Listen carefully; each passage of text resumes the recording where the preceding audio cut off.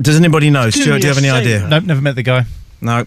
Well, Do me a favour. Yeah. And there's one thing that's worse than Happy Tree, Yeah. as far as I'm concerned, Yeah. and that is all the members of this blooming so-called community who seem to swoon over Happy Tree. Yeah. I mean, what is all this? Oh, he's so happy. He's just like a tree. Yeah. He's so sweet. And he comes on here and he sings his lovely songs. He's so happy. He's a tree.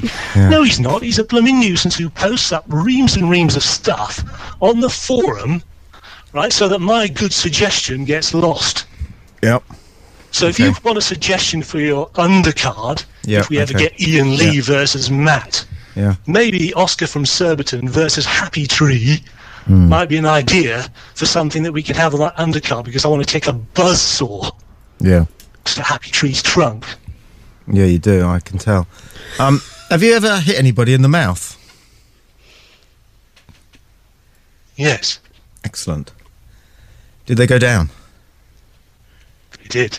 Excellent. How long ago was this? And Happy Tree's going to go down. He's going to know what it's like. How long ago was this? When you hit this person in the mouth and they went down? Sometime. It was a while ago. Yes, haven't done it for a while, but No. eager to get back into the swing of it. That's the difficulty, isn't it, with being a human being? You've got all this anger, and it's perfectly justified, I think. Happy Tree does deserve a good thump. And you've also got all these carnal desires as well. You know, because you're in the high street and a beautiful woman walks past, and you really do want to grab her, don't you, and bustle her into a shop doorway. And this happens like every 7 minutes to men. We want to hit somebody or shag somebody, a stranger, but we can't. Animals do. Just get on with it. That's why they don't have to have psychiatrists. It's all this pent-up stuff that we keep suppressing that makes us all so mixed up. And I just got the impression, Oscar, that I could feel you really wanting to be a bit more angry than you actually are, but you're even suppressing your verbal anger. Never mind about, maybe suppressing some of your actual aggressive impulses. Yes. But you would actually like to pound the living crap out of Happy Tree, actually, wouldn't you? Well, I would. Yeah. I know that we're supposedly on a medium here where we can let fly, but I still tend to sort of hold back. Yeah, you do. I can tell. You're just holding back a little bit. Yeah. The thing is that. But anyway, I suppose it's not good to. No, but you made a good suggestion, and I'm grateful, and I look forward to talking to you again on Skype, and maybe hearing you on the phone at about sometime between 10:15 and 10 o'clock. Sometime in that little spell, I think would be great. Maybe. All right, okay, I'm going to just talk about that quickly. Thank you, Oscar, very much indeed. That's a good, constructive, thoughtful call. I couldn't goad him, I was trying. I couldn't bring him out there. I was teasing him. I was going for sort of the male equivalent of the clitoris, which was kind of his fucking fury!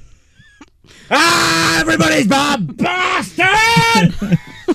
I want some fucking beat the living shit out of every man who's ever lived!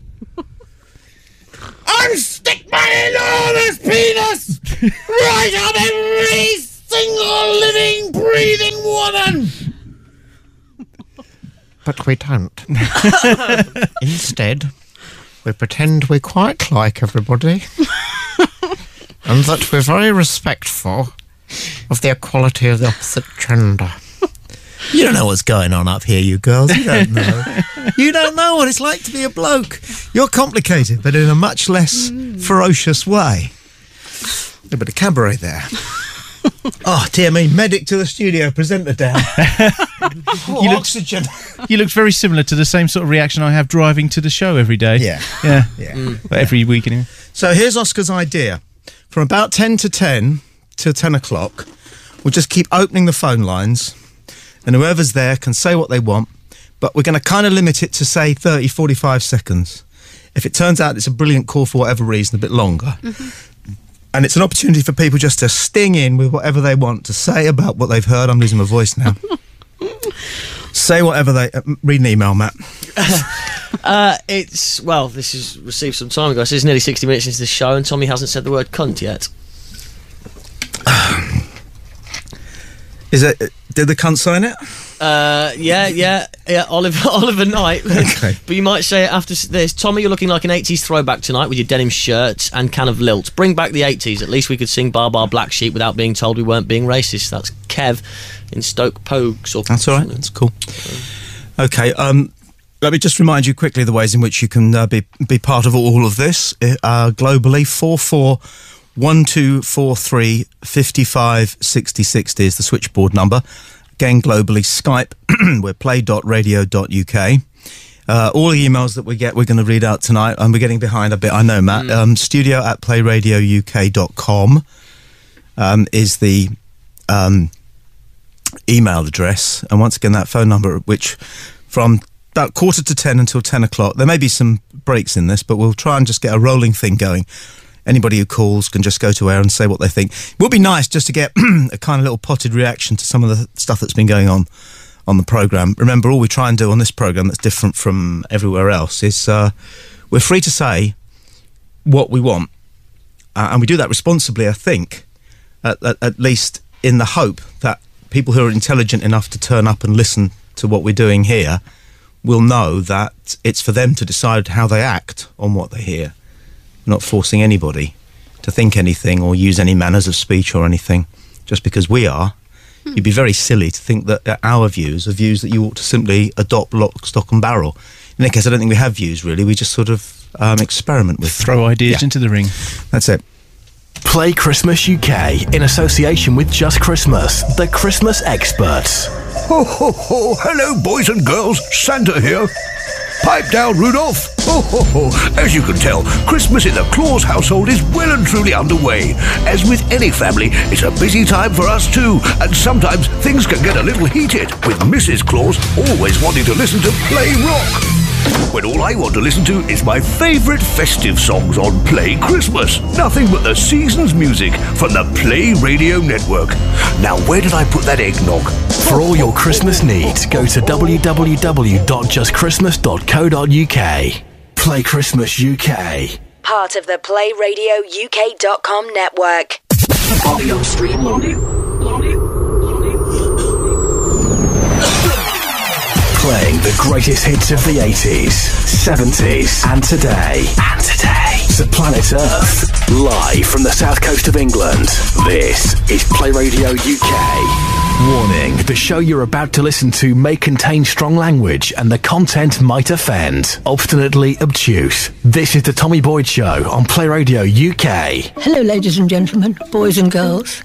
I thought you might like to know that in the spirit of punk rock, the following show includes what we often refer to as language.